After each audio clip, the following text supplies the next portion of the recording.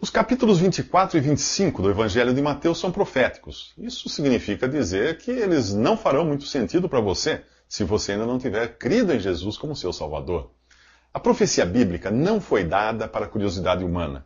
E embora ela fale dos eventos deste mundo, o seu principal tema é Jesus. Apocalipse 19, versículo 10 diz: o testemunho de Jesus é o espírito da profecia.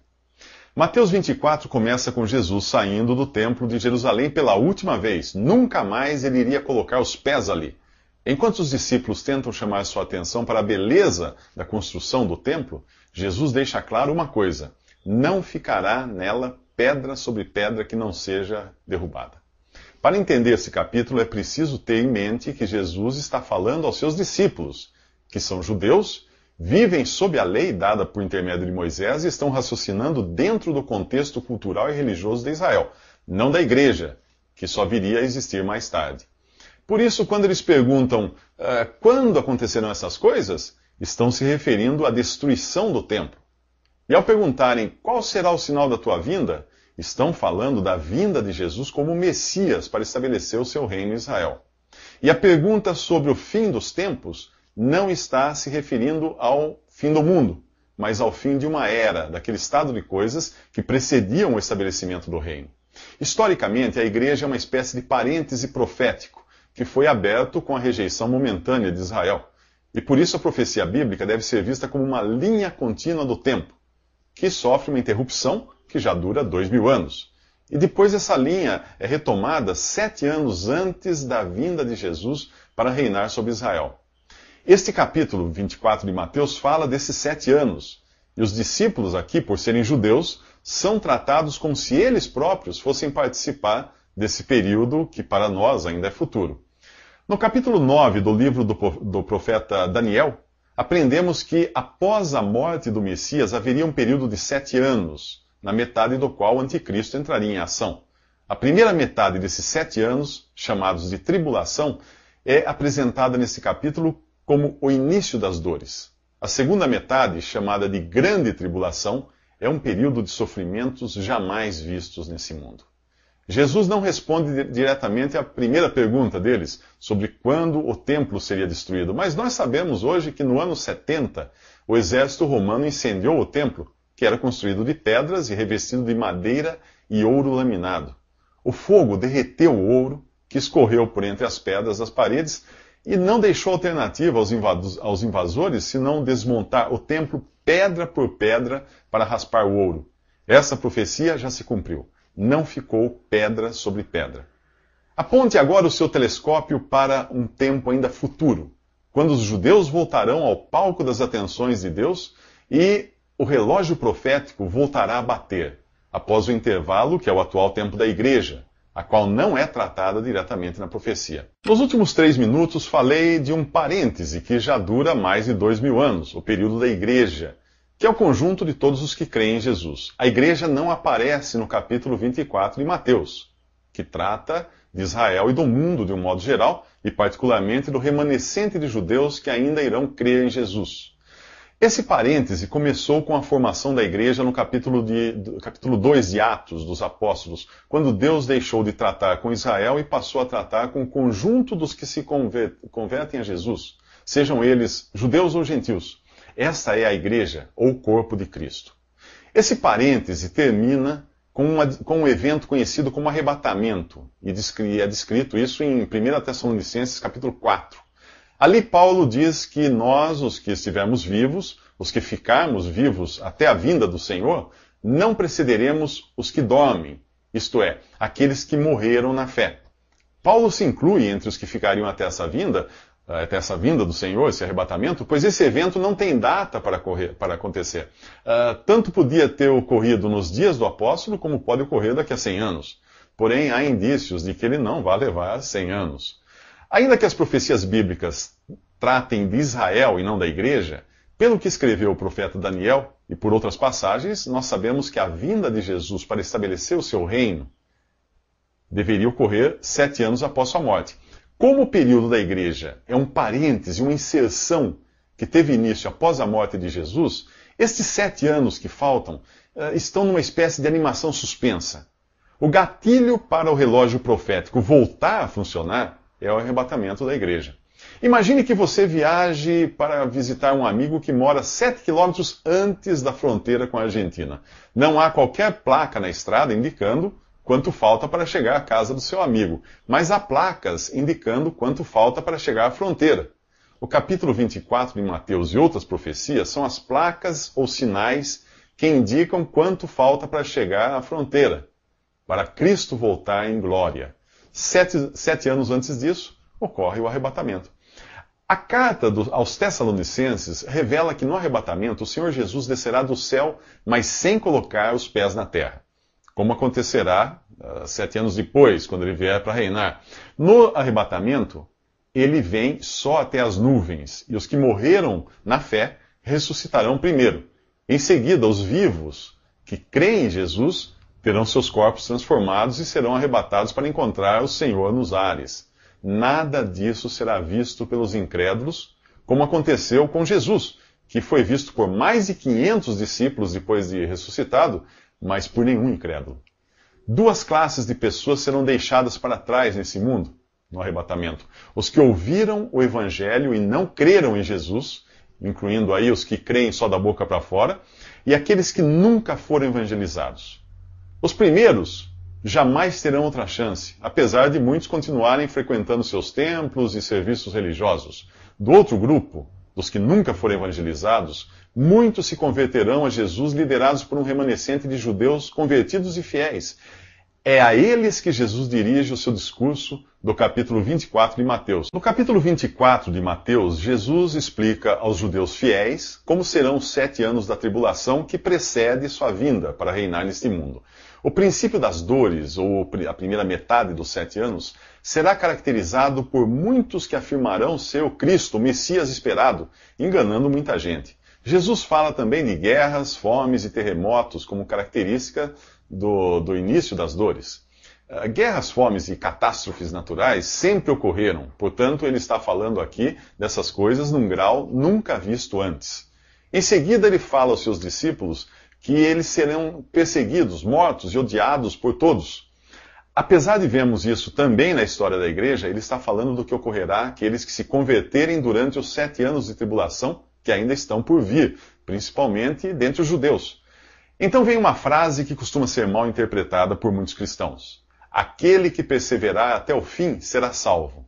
Considerando que ele está se dirigindo a judeus, dentro do contexto do judaísmo, faça a seguinte pergunta: o que um discípulo judeu entenderia por ser salvo aqui? Certamente não o mesmo que eu e você entendemos, vivendo hoje num contexto religioso e cultural do cristianismo, cuja esperança é celestial. A esperança do judeu, no Antigo Testamento, era terrena. A ideia de ir para o céu era estranha a um judeu. Sua esperança estava no estabelecimento do reino do Messias nesta terra, na libertação de seus inimigos e na prosperidade material. Diante do cenário que Jesus estava descrevendo, para um judeu, ser salvo significava conseguir sair vivo daquela situação e poder participar do reino. Portanto, Jesus está falando de uma salvação do corpo, de alguém que é livrado da morte. A perseverança aqui é para estar são e salvo na chegada do Rei Jesus e do seu reino. Antes que isso aconteça, Jesus diz que o Evangelho do Reino será pregado em todo o mundo.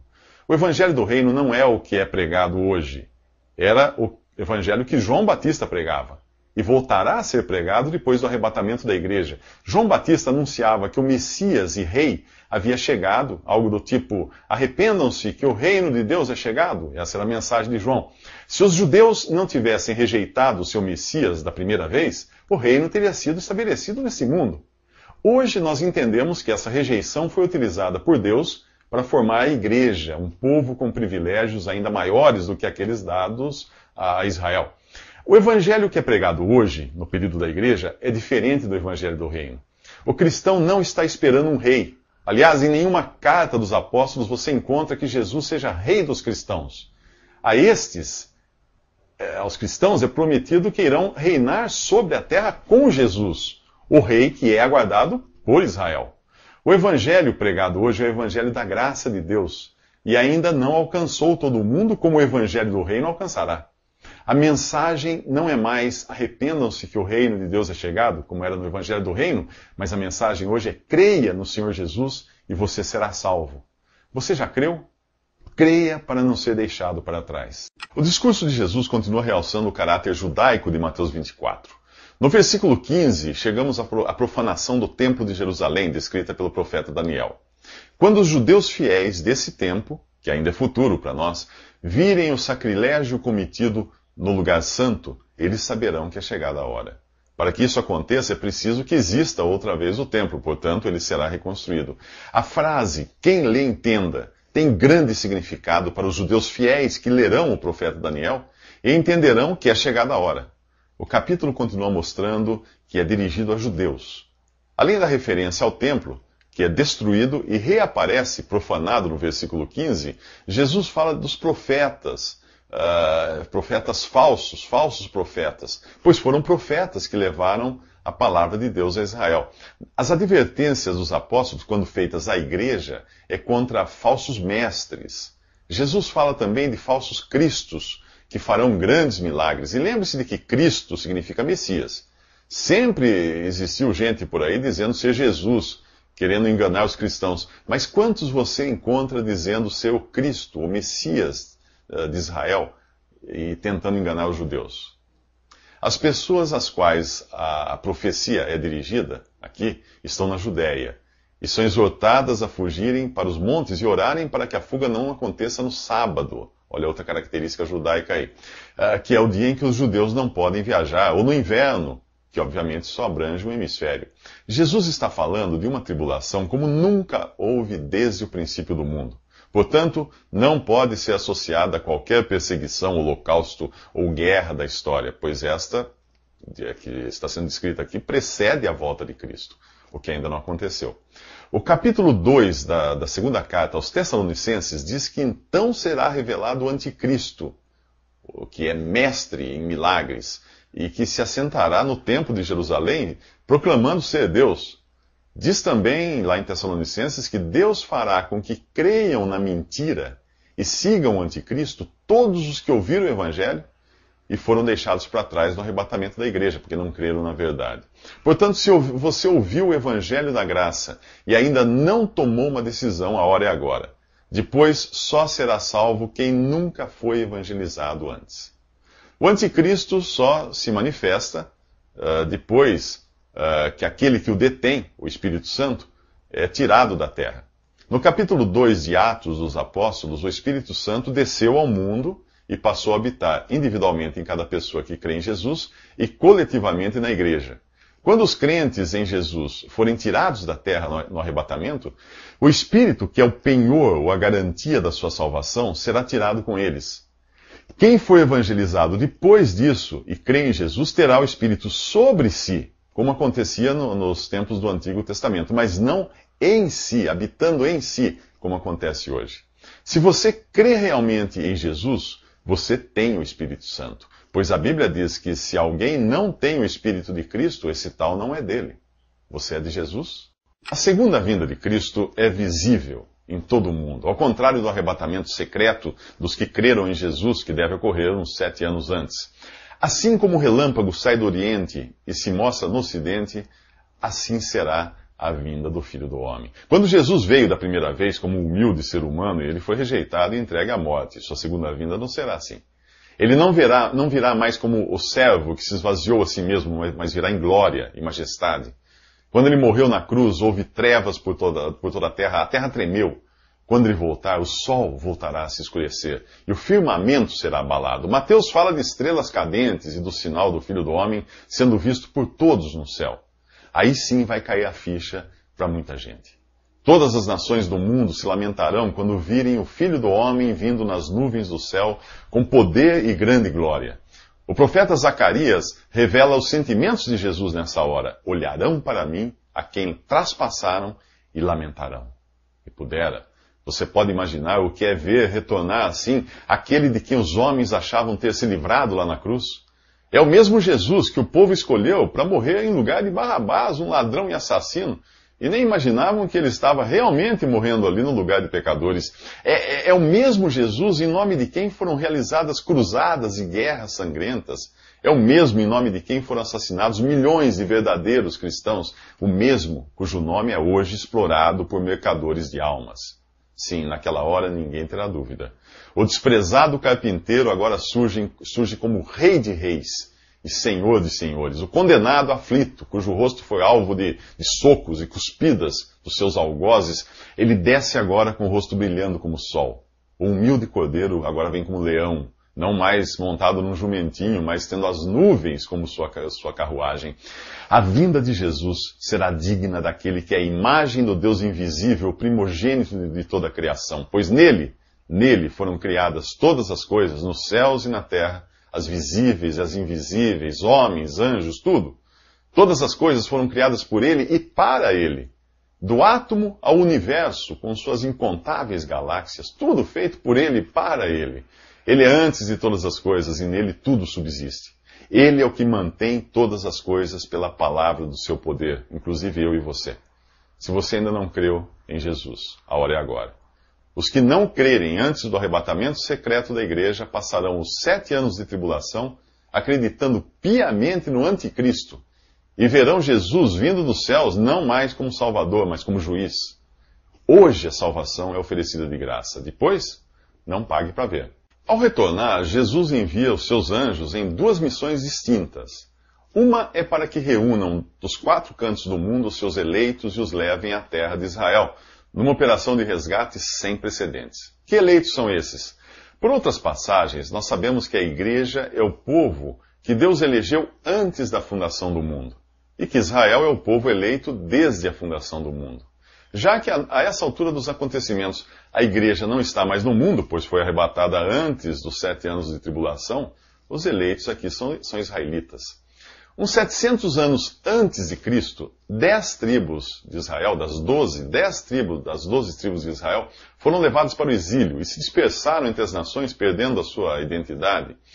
Depois da morte de Jesus, as tribos de Judá e Benjamim, que permaneceram na terra de Israel, acabaram também exiladas por 2000 anos, até a fundação do Estado de Israel em 1948.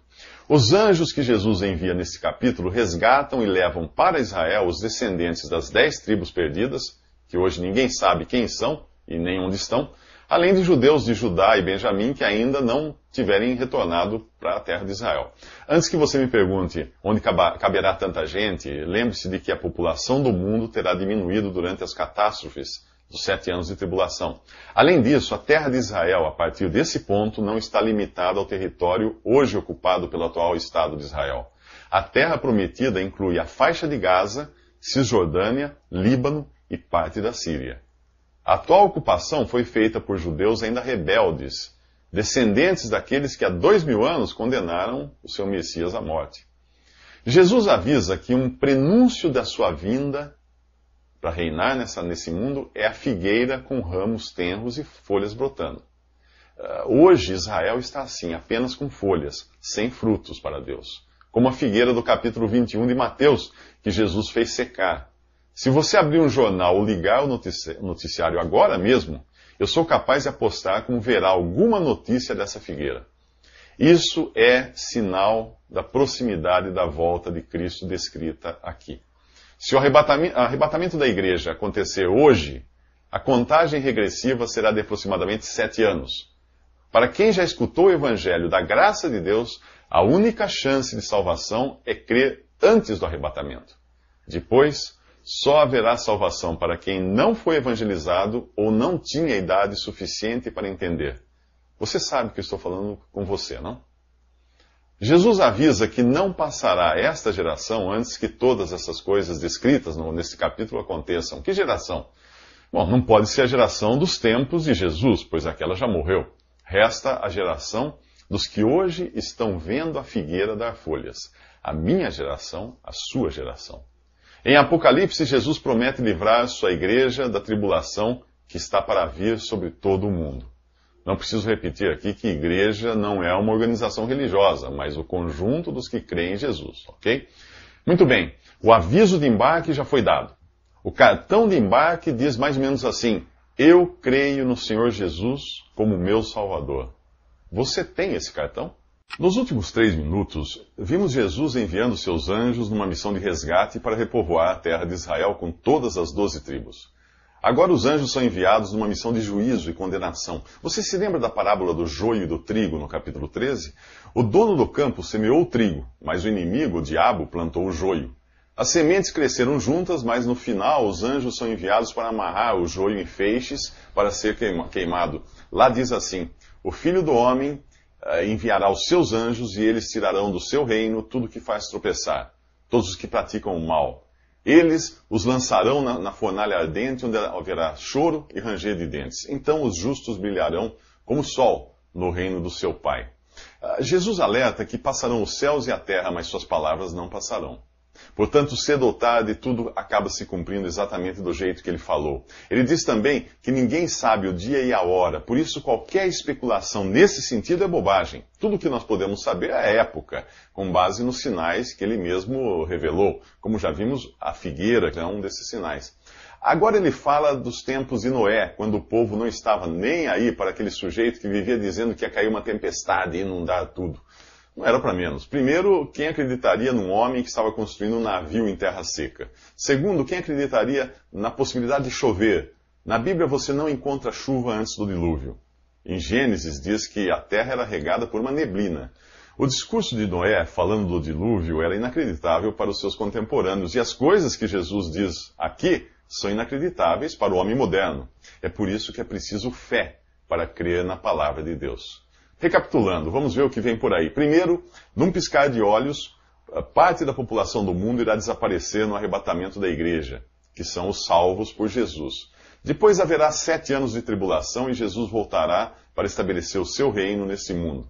As 10 tribos perdidas de Israel serão reunidas por anjos, as outras 2 na terra prometida.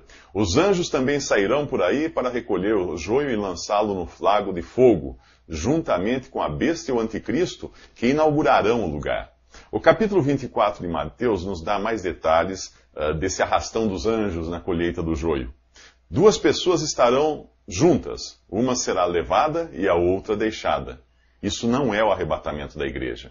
No arrebatamento da igreja é o próprio Senhor, e não os anjos, quem recolhe os crentes. Além disso, a comparação aqui é com o dilúvio, quando os incrédulos foram levados pelas águas do juízo de Deus, enquanto Noé e sua família estavam a salvo na arca. Portanto, Jesus está falando dos incrédulos que são levados pelos anjos para o lago de fogo, e não para o céu.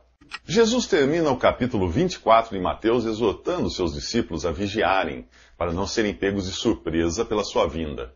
Embora a exortação seja primeiramente aplicada a Israel, ela também serve para aqueles que creram em Jesus em qualquer época. Vigiar é manter-se sempre acordado e preparado, ciente de que algo está para acontecer. Aqueles que em todas as épocas receberam a responsabilidade de zelar pelas coisas de Deus, não podem viver de qualquer maneira, e sem qualquer expectativa da volta do seu Senhor. Israel já teve a chance de mostrar que não estava esperando por seu Messias, quando ele veio para o que era seu, e os seus não o receberam. Agora é a vez da cristandade mostrar a sua indiferença para com a volta do Senhor a qualquer momento. Começando no capítulo 24 e continuando no capítulo 25, Jesus conta 3 parábolas, a dos 2 servos, das 10 virgens e dos diferentes talentos. Basicamente, elas nos falam da necessidade de sermos fiéis, vigilantes e produtivos durante a ausência do Senhor. Lembre-se de que fidelidade, vigilância e trabalho são coisas que acompanham a salvação e não meios para se chegar a ela. A salvação é recebida exclusivamente por graça e não por nossos esforços.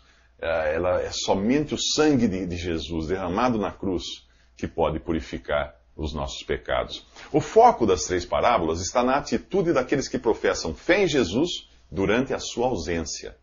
Nelas, Jesus é representado, respectivamente, pelo Senhor dos servos, pelo noivo e pelo homem que viaja e deixa recursos para seus servos multiplicarem. Nas 3 você encontra aqueles que são fiéis e aqueles que apenas professam uma fidelidade que na realidade não existe. O servo fiel da primeira parábola vive na expectativa da volta do seu Senhor a qualquer momento. Sua expectativa é premiada no versículo 46, onde ele é chamado de bem-aventurado ou feliz. Assim será no arrebatamento da igreja. O servo infiel, por sua vez, não tem qualquer senso de responsabilidade, pois acredita que o seu Senhor irá demorar. Ele se sente melhor na sua ausência do que na sua presença. Nos versículos 50 e 51, que representam a vinda de Cristo para reinar, ele é pego de surpresa, ele é surpreendido como se um ladrão invadisse sua casa para roubá-lo das coisas que ele mais preza. Como você se sente em relação a Jesus? Prefere acreditar que o melhor mesmo é que ele demore para você aproveitar a vida? Se ele voltar agora, isso vai estragar seus planos? Afinal, você tinha tantos planos, tantas coisas ainda que queria realizar para Deus? Eu sei. Se você considera a volta de Jesus um estorvo, é melhor checar essa sua fé. Nesta parábola, o servo que não espera por seu senhor é chamado de hipócrita e condenado no final. Sua fidelidade não era real.